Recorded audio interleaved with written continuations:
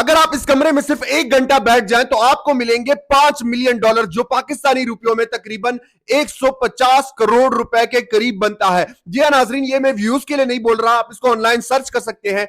ये कमरा बनाया गया है माइक्रोसॉफ्ट की जानिब से, जो इस वक्त अमेरिका में वाक़ है। ये रूम इस तरह डिजाइन किया गया है कि इस रूम को दुनिया का खामोश तरीन कमरा कहा जाता है।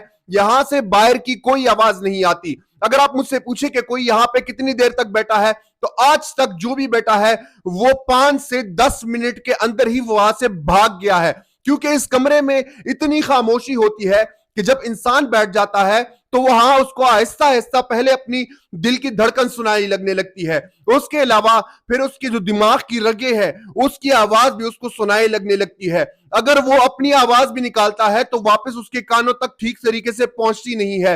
आहिस्ता आहिस्ता इंसान बेचैन होना शुरू हो जाता है, यहां तक कि इंसान उस कमरे से भाग जाता है।